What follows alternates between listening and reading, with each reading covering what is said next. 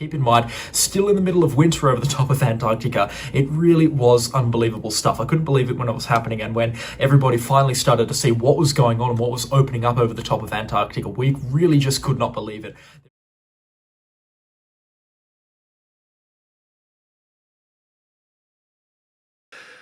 But he said, watch Australia, and there will be a back in March. And he said there'll be a major drought, and the land will crack, and the kangaroos will have no water. And he said it will be a very, very, very hot summer for Australia. And there'll be people, and it's the foreshadowing of the drought represents a spiritual drought that will come into rain. Speak to the weather, as drought tries to even set in over Oklahoma and Texas and these areas. The Lord said, you have power and authority, because he said, weather manipulation will come in the days ahead, and they will weaponize weather in a way that you've never seen before.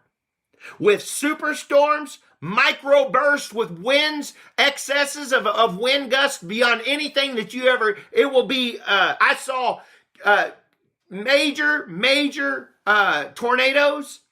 And one of the largest tornadoes hit Nebraska, and I didn't even realize it. And somebody said to me, he said, Brandon, you remember you prophesied this up there and you saw a major tornado hit that area? It was a 5.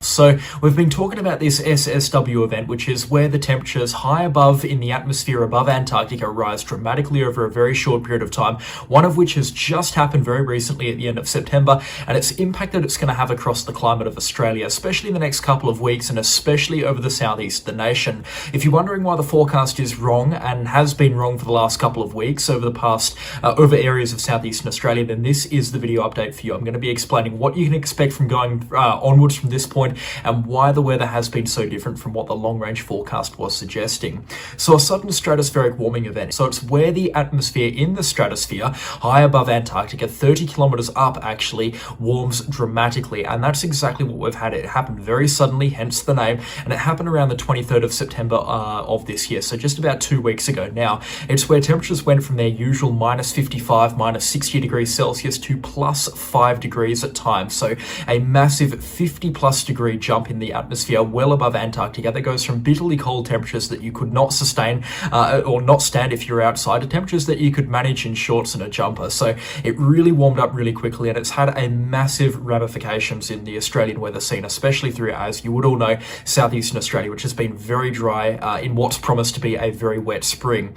This is a look at the temperatures from a page called Earth Not Nullschool, and this is back on the 23rd of September here, over the top of Antarctica, and you can see with the cursor here where I'm pointing at, these temperatures are substantially warmer than what they should be. They're 3 or 4 degrees above zero, in some places 5 degrees above zero, when they're supposed to be at this kind of altitude in the atmosphere around minus 50 degrees Celsius here, so 50 degrees below zero. And in some spots here, which you can see over towards the southern parts of South America, they're about minus 70 degrees or 70 degrees below zero. Very, very cold indeed, and it just shows you that there was effectively a massive hole in the atmosphere that was allowing this warm air to rise well above Antarctica. Keep in mind, still in the middle of winter over the top of Antarctica. It really was unbelievable stuff. I couldn't believe it when it was happening, and when everybody finally started to see what was going on and what was opening up over the top of Antarctica, we really just could not believe it. They're exceedingly rare. We've only had 2 happen before this in the 21st century, one in 2002 and one in 2019. Now the 2019 one is very interesting because it was very recent. We do have a lot of data on it.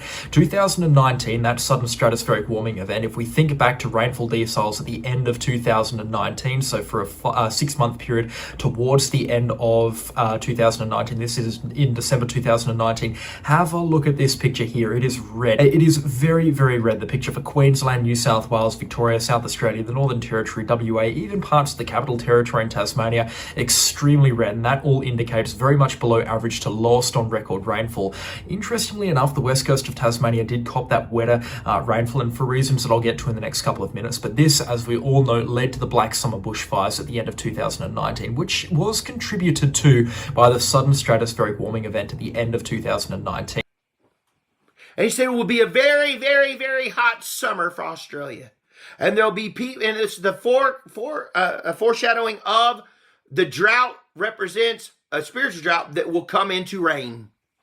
Speak to the weather, as drought tries to even set in over Oklahoma and Texas and these areas. The Lord said, you have power and authority, because he said, weather manipulation will come in the days ahead, and they will weaponize weather in a way that you've never seen before.